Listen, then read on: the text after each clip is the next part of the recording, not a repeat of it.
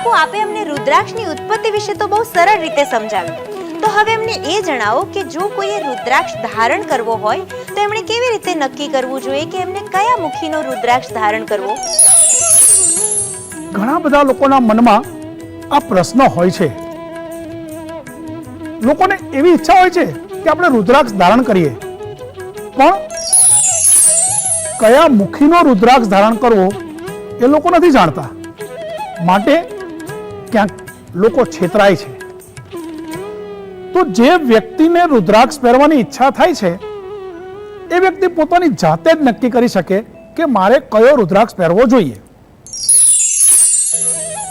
દાખલા તરીકે કોઈ એક વ્યક્તિ છે જેની જન્મ તારીખ છે 1/1/1982. હવે 1/1/1982 એનો સરવાળો કરવાનો, એનો જે ટોટલ આવે, માની લો કે 1 એટલે 1 જાન્યુઆરી 1/1/1982. આજે આપણે રુદ્રાક્ષની સાથે થોડી અંકશાસ્ત્રની વાતો કરીએ, ન્યુમરોલોજીની પણ વાતો કરીએ. 1 એટલે સૂર્ય. 1 જ્યારે જન્મ તારીખનો પહેલો અંક છે 1 એટલે એ તમારો મૂળાંક કહેવાય. જન્મ તારીખ એટલે 1 જાન્યુઆરી, જાન્યુઆરી એટલે તમારો માસાંક કહેવાય, એ પણ 1 થયો.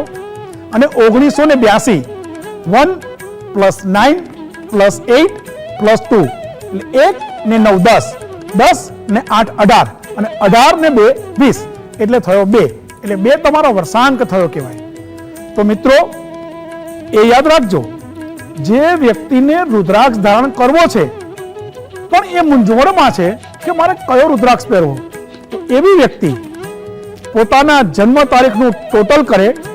દાખલા તરીકે મેં હમણાં તમને કીધું એ પ્રમાણે કે 1/1/1982 એટલે 1 જાન્યુઆરી 1982 ના દિવસે જન્મેલી વ્યક્તિ જો રુદ્રાક્ષ ધારણ કરે તો એને કયો કરવો જોઈએ?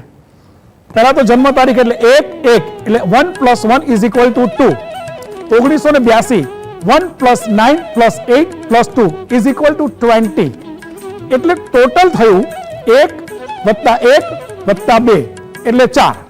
તો એ વ્યક્તિનો મૂળાંક થયો 1 અને ભાગ્યાંક થયો 4. એવી વ્યક્તિ એકમુખી અથવા તો 4 મુખી રુદ્રાક્ષ ધારણ કરી શકે.